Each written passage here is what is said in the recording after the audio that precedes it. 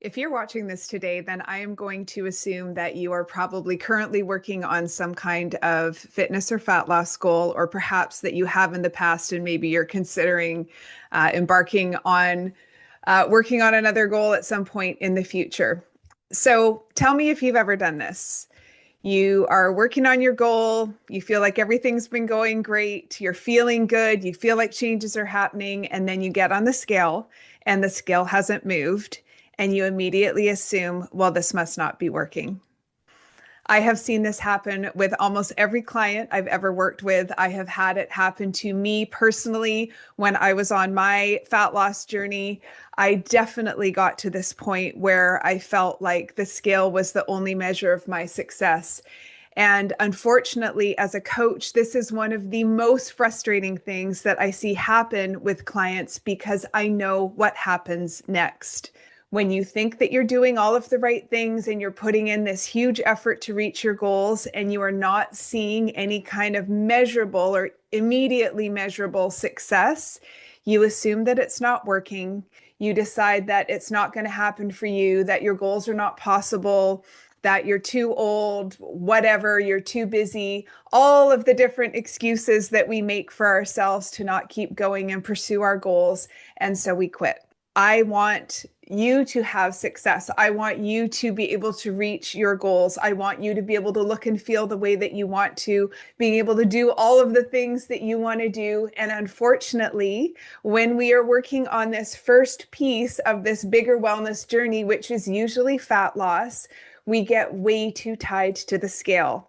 And so today I want to talk about why the scale is not telling you the whole story. Now, before I get into what's actually happening and why it's not telling you the whole story, I do want to talk a little bit about maybe normalize a little bit about why we are, as women, so focused on that number on the scale. And honestly, for those of you who are in my similar generation, anywhere from probably your late 40s up into your early 60s, we grew up at a time where, let's be honest, we were taught that our self-worth was somewhat tied to that number on the scale, that was somewhat tied to our body weight.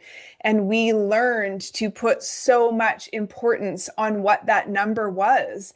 At the time that we grew up, there was no attention being paid whatsoever to muscle mass or strength. You know, nobody knew what a muscle mommy was back in the 70s.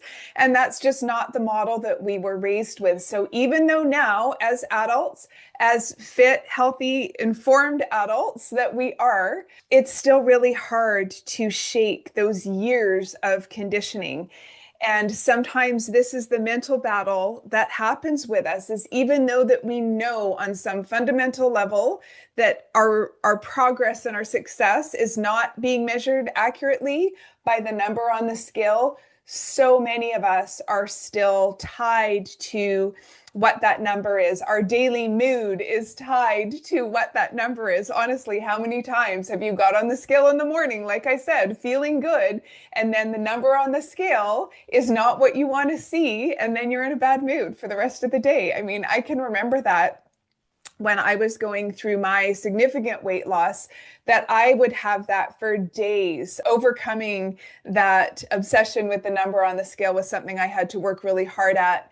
And I have seen a lot of my clients do. I feel like that same pattern is extremely prevalent for women in midlife, where you can go 2, 3, 4 weeks. I even had one client who honestly is one of my biggest success stories of women that I have coached over the years. And she went, I think, 6 weeks without the scale moving at all. But in that same period of time, she actually went out and bought pants that were 2 sizes smaller than what she had ever worn. And so that's just one example of why the scale isn't telling us the whole story, and why we need to get past focusing on that number as the measuring stick for our success. So here's what can actually be happening. And I'm hoping that by going through some of the scientific reasons behind what's actually happening and kind of translating that, that maybe that can help broaden the scope of how you're going to look at that number in the future, and some other things that you can use to measure your success, which are actually going to be much more accurate, much more positive, and stop you from staying stuck in that mindset of not believing in yourself, not trusting the process, and not thinking that the results that you want are possible for you. So the fundamental problem with the scale is that it is measuring just your weight. So it's measuring fat, it's measuring muscle, bone, water retention, all at once, and it cannot show what is happening in what we call a body recomposition, which is what I work on with all of my clients, which is where we're trying to build lean muscle mass and decrease fat mass.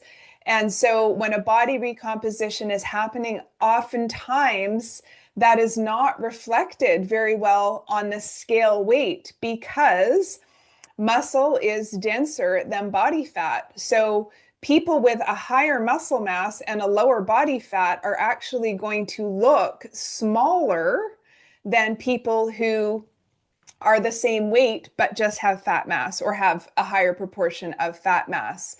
And one of the things that happens in midlife as we are naturally losing muscle as we age, assuming that you are on the right kind of muscle building program where you're eating enough protein, where you're following the right kind of strength training protocol, then yes, you are absolutely going to be building muscle. And if you are in a moderate calorie deficit to lose body fat, then that is how that body recomposition is happening. But you can see if muscle building and fat loss are happening at a comparable rate, why that actual number on the scale might not be going down. And if you are relying on that as a measure of progress, you are going to feel extremely frustrated. But that explains why sometimes you can feel really good, or maybe you've gone down a pant size, or that dress that you've been waiting to zip up for a couple of years finally zips, but the number on the scale hasn't changed at all. That's because your body is tightening, you're becoming smaller in terms of your size, but the weight of your body is not changing because now there is more muscle than there used to be before. Other things that can affect scale weight, especially when you start strength training, your muscles can hold on to water. So the day after a particularly intense strength training workout can show even an increase on the scale of a pound or two because that inflammation that's happening in your muscles after you work out is causing your body to hold on to water. So that's one of those really frustrating ones where you think, well, I worked out yesterday. How can the scale be up? Well, that's why. And it's just water weight. And honestly, most of the fluctuations that we see on the scale are due to water weight caused by something. So in that case, your strength training. Poor sleep is another big one, along with chronic stress. Both things will cause your cortisol to increase and stay elevated. And that also signals your body to hold on to water. So that is another reason why the scale can be up if you are going through a particularly stressful time. If you're like so many women and you're staying up burning the midnight oil because you feel like that is the only time that you get for yourself during the day where nobody's hassling you or wants anything from you. I know it feels good in the moment, but honestly, if you're not getting 7+ hours of sleep a night, then you are probably going to fall into that category where you're going to start seeing some issues with your cortisol because you're not getting enough sleep. And then, of course, for those of you who are in perimenopause and menopause and experiencing all the fun that goes along with that when it comes to your hormones, that is also going to cause fluctuations in how your body holds on to water, depending on what's peaking, what's dropping, what's happening, where you are in the process. And a lot of times, truth be told, in midlife, all of those circumstances can be happening for you simultaneously. And so if that's the case, think about all of those different factors that can be affecting how much water your body is holding on to, which of course, water is just weight that is going to be reflected negatively on the scale. In addition to the foods that you eat, if you have a day where you've eaten a lot of higher volume foods, then the scale is probably going to be up. And if your digestion is not functioning at a very efficient level, especially if you are newer to a macro-based diet, then you may be finding that it takes a few weeks, maybe even a month before your body starts getting used to that and your digestion starts to become more regular. So that's something else that can also affect what that number says on the scale, especially if you weigh yourself first thing in the morning. So if all of that hasn't convinced you to maybe stop paying so much attention to the number on the scale, I want you to think about all of the other things that are happening for you when you are on a health and wellness journey that are so much more important than that number on the scale. Now, I'm going to assume that you are following some kind of structure. If you are working on a body recomposition goal, that you have a program, something like my program, the Fit Life Formula, where your fitness is addressed, your nutrition is addressed, your lifestyle factors are being dialed in, and you're following this structure with some kind of consistency. Look at all of the other things that are changing in the big picture of your lifestyle. Look at how your health is being improved. Look at how your longevity is being improved. You're building more muscle, which means that you're going to stay stronger. If you're doing the right kind of workouts, you're improving your bone density, which means that you're going to age better. You're going to reduce your risk of breaking bones, of falling, and all of the things that sideline women, especially in their senior years. You're going to be working on your mobility. You are going to be, like I talked about, getting better sleep. You're going to be able to lower your stress levels. All of these other things that are happening when you are following an overall program like this to improve your health and wellness, along with, of course, the first step is usually that fat loss goal. Look at all of those positive changes that are happening in your life. Think about the impact that those things are having on how you feel and how much more important and much more impact those things are going to have than seeing that scale go down a couple more pounds.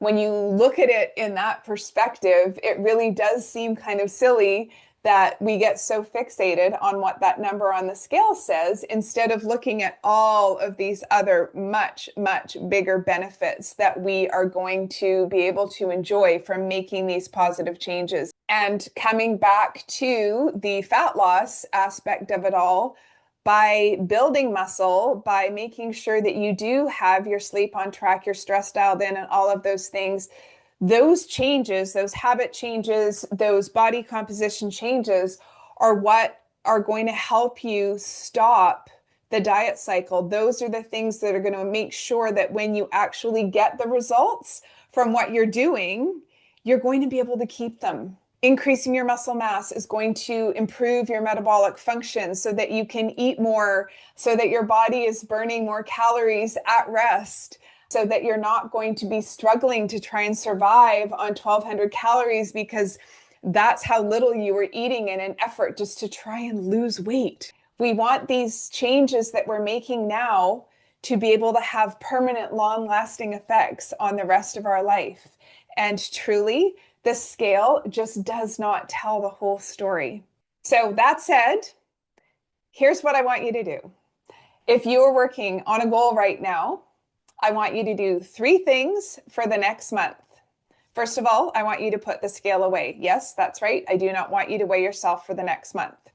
I want you to go into your closet and I want you to find one piece of clothing that either fits a little too tightly right now or that maybe hasn't fit in a really long time. And I want you to set it aside. I want you to try that on every week and use that as a measuring stick for how the size and shape of your body is changing. Number 2. In your workouts, I want you to pick one exercise that you do regularly, at least once, if not multiple times a week. And I want you to track the amount of weight that you're lifting and the number of reps that you're doing over the course of a month so that you can measure the amount of strength that you're actually building. And the last thing I want you to do is to track your energy levels between 2 and 5 p.m. every day. That is going to be one of the most reliable signals if you are feeling high energy right through until dinner, that you have got your nutrition on point and that your blood sugar is regulated. Also, 2 super, super important things for overall wellness and for being able to successfully lose fat, achieve that body recomposition, and maintain those results once you get there. So try that. Feel free to report back to me here. You can leave a comment under this video and let me know if you try that. I'd love to know what happens. Because truly, from what I have seen, the most successful women who reach their weight loss goals, their body recomposition goals, and manage to keep those results are not the ones who celebrate the little victories on the scale. They're the ones that can look at the bigger picture of what's happening with the body they're creating and the lifestyle that they're creating, and focus on all of that and all of the positive changes that are happening while they're on their journey. I do not want you to give up on your goals because you think that it's not possible for you, or you think that whatever you're doing isn't working when you actually are doing all of the right things. Just remember that scale, it is not telling you the whole story. Focus on building the lifestyle and the habits that make you feel good, and I promise the results always follow. If you have any questions about anything that I've talked about here today, by all means, please leave them in the comments below. I answer everyone personally. Then hit subscribe to make sure that you get notified about our videos when they drop every Tuesday.